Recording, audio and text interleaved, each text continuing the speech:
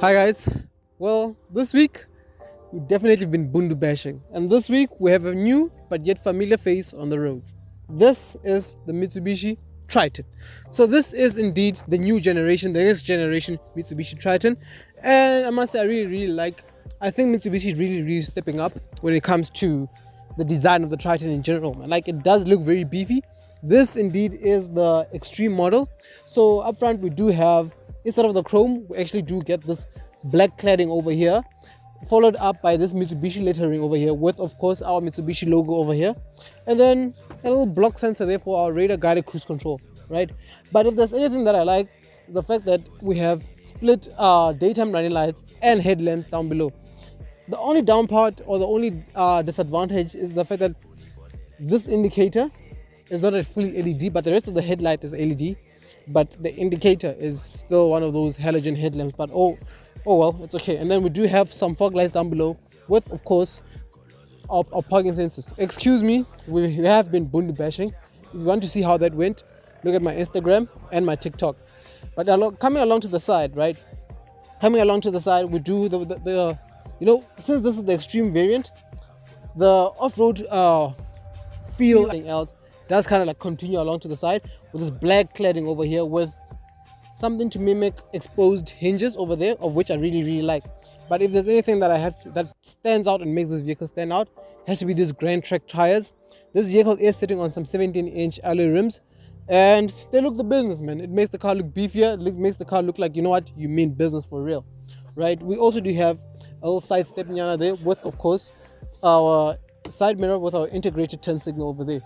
Coming along to the side, we have this window thingies. I'm not sure if it's an optional extra, and some little decals that say Triton over there.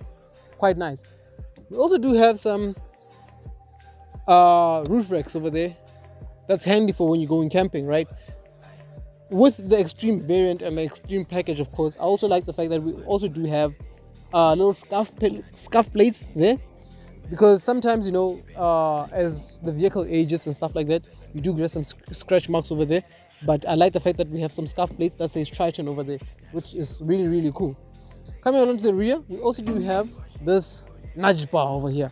Man, it makes the car look beefier. Like, I know some of you guys are going to argue with me, but I think this looks beefier than a Hilux GR. That's all I'm gonna say. It looks beefier than a Hilux GR, but of course we also do have our 4x4 decals over there that says Xtreme, of course, right? Coming along to the rear is where I kind of feel like Mitsubishi kind of let me down in a way, right? I mean, it's nothing wow like the front, man. It's nothing bold.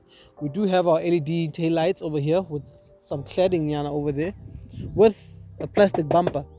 Maybe they could have done a steel bumper yana, something yana, or with some little inserts here to just carry on. We also do on the tray, we also do have this little spoiler effect kind of type of thing with this load cover, of course. Of course, we also do have Mitsubishi badging and our Triton badging over there, right? Of course, this vehicle, it's a long vehicle, so you will need a reverse camera, right? So a reverse camera is integrated right there with the latch to open here, right? If there's anything I have to commend them for, you see that. It's not as heavy, but look at how I opened that. Did you see that? So initially it was supposed to drop down quick, but it does have some gas struts over here, of which I really like, right? Load capacity, I'm not sure about how big the load bin is. I'll put in diameters of the load bin and things of that matter. Excuse our shoes. It's been quite a busy weekend, guys.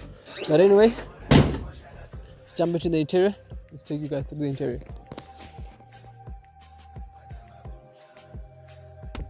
Alright, so you guys join me inside the interior of the Triton, right? Right from the get-go, let's start off with what you'll be touching the most, which is the steering wheel, right? So, with the steering wheel, we do have a leather-wrapped steering wheel over here with a little bit of some perforation here on the side. And I must say, the steering wheel is really nice to hold. Has to be one of my favorite things, right?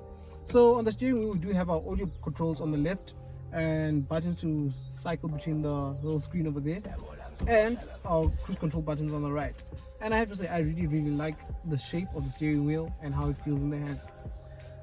Up front with our odometer, so our odometer is a bit of an analog system, so some don't like it. I do like it. So it's an analog system with semi screen in the middle, right?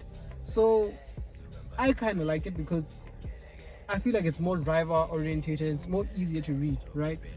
But I couldn't help it but notice that this setup looks very similar to the one in the Nissan Navara. If you don't know how the Nissan Navara is, check it out on my YouTube channel, right?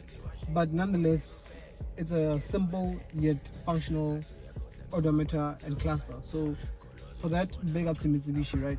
Coming along to the center, we do have this 8-inch touchscreen over here that hosts your wired Apple CarPlay, of which I really don't like, and your wired Android Auto over there, of which, yeah, it works well.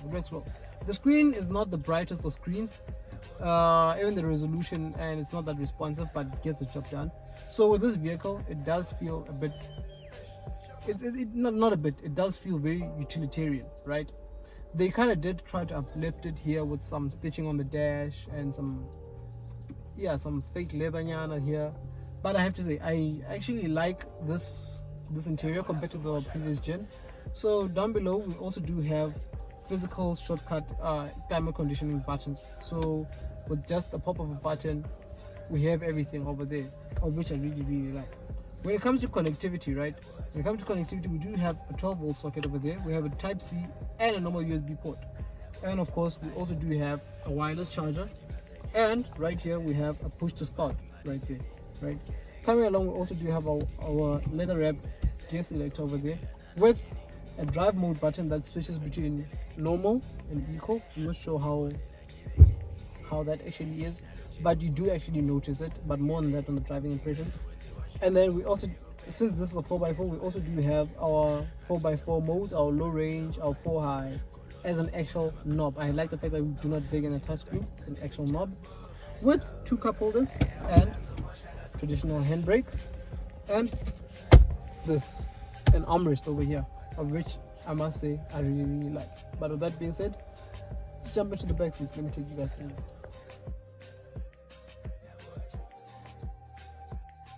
So you guys join me in the back seats of the Triton, and I must say it's actually quite comfortable back here, hey, compared to a lot of double cab utes. So leg room is okay, toe room, sorry, and leg room is also decent. This is my driving position, by the way, and I must say, okay, the back kind of does feel a bit upright in a way, but it's not in a intrusive way. It's okay, it's really okay.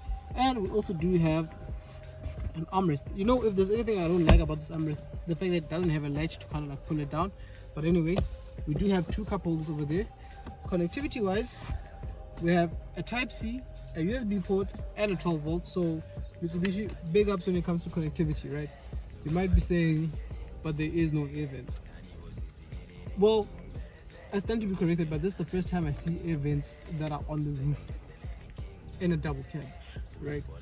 It's quite cool, actually. I'm not gonna lie, it's really cool.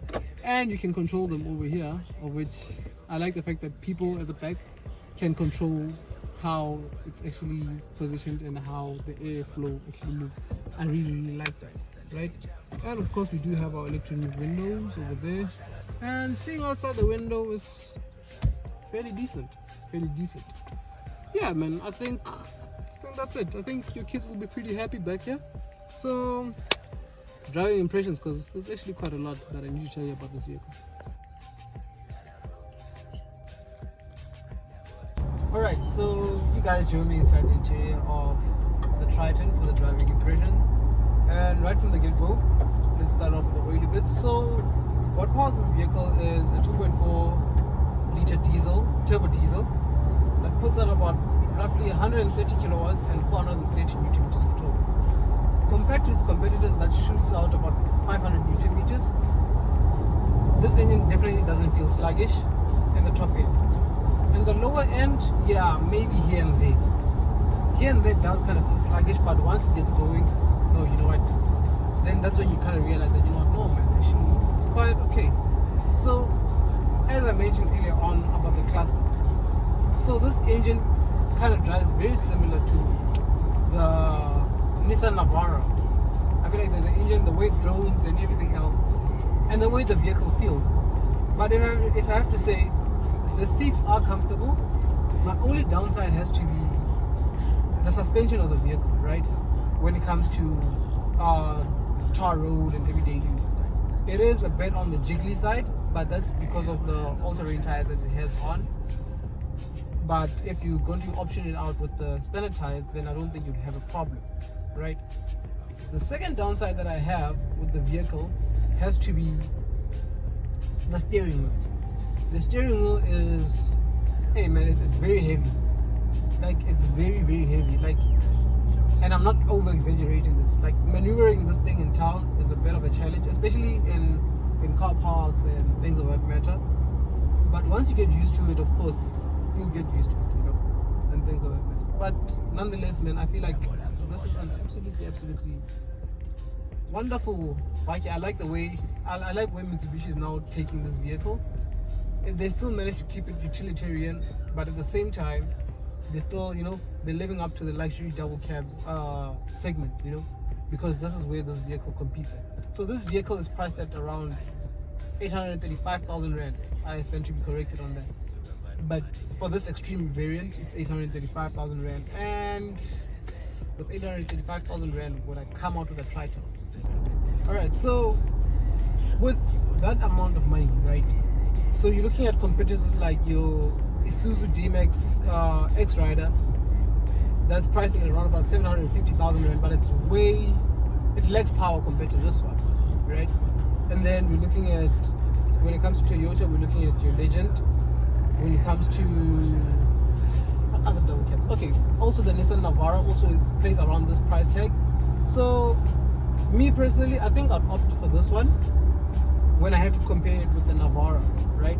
Because this platform is now a new platform, right? And it's a new face for Mitsubishi and everything like that. And then when it comes to fuel economy, Mitsubishi claims about 8.5 liters per 100 Ks.